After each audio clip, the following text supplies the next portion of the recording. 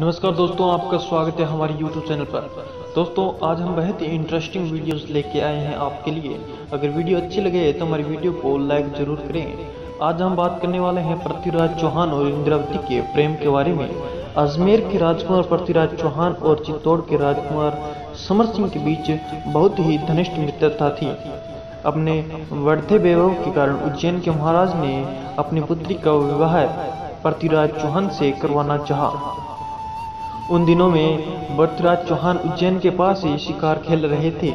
कुल पुरोहितों ने पृथ्वीराज चौहान का चढ़ाकर विवाह के बात को पक्की कर लिया। इसी बीच उन्होंने ये सूचना मिली कि गुजरात के राजा भीमदेव ने चित्तौड़ पर आक्रमण कर दिया है। इसलिए अपने संबंधों के कारण एवं मित्रता का कर्तव्य समझकर समर सिंह की सहायता के लिए चित्तौड़ अग्रसर हुए। राह में ही पृथ्वीराज चौहान की भेंट समर सिंह के डोत से हो गई।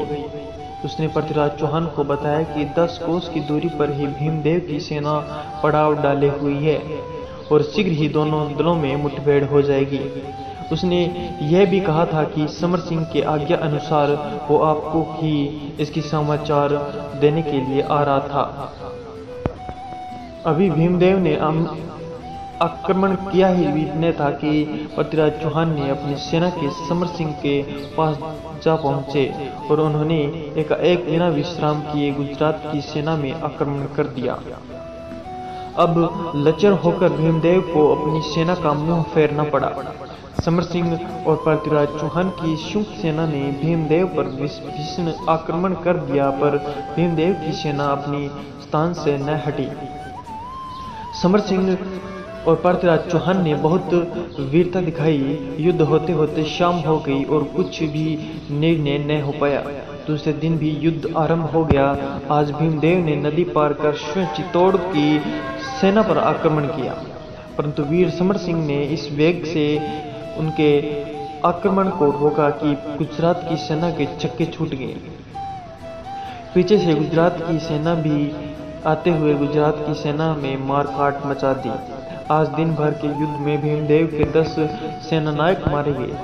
इतने पर भी गुजरात की सेना अपने स्थान में डटी रही, पर पृथ्वीराज चौहान और समर सिंह उनके वीर सामंतों ने ऐसी वीरता दिखाई कि गुजरात की सेना को पीछे हटना पड़ा।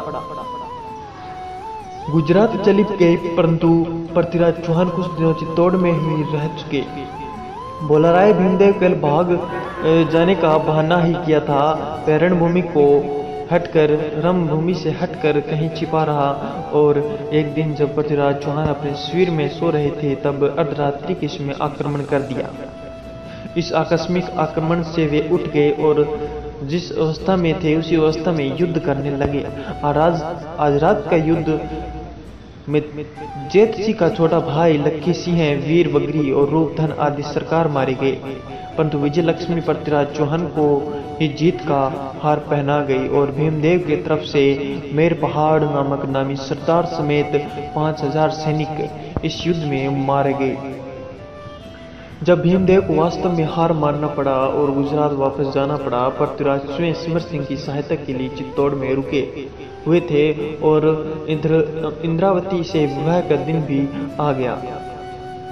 पृथ्वीराज चौहान ने अपनी तलवार पनजुराए को देकर इंद्रावती से विवाह कर लाने के लिए भेज दिया, क्योंकि उस समय यह रिवाज थी कि यदि किसी कारणवश वर स्वयं बारात में नहीं आ सकता था तो कोई वर का साथी वर का कटार लेकर विवाह रचाने जा सकता था। जब पंजुराय ने पृथ्वीराज चौहान के स्थान पर विवाह के लिए गया तो उज्जैन के राजा ने कहा कि मुझे ऐसे मनुष्य से विवाह नहीं करनी है जो स्वयं विवाह में न आकर युद्ध में चला जाए।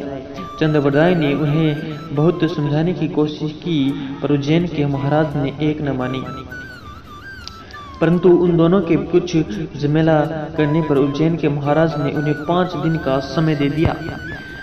इंद्रावती ने भी सारी बातें सुनी। उसने ये प्रतिज्ञा कर ली कि विवाह करेगी तो केवल पृथ्वीराज चौहान से ही करेगी।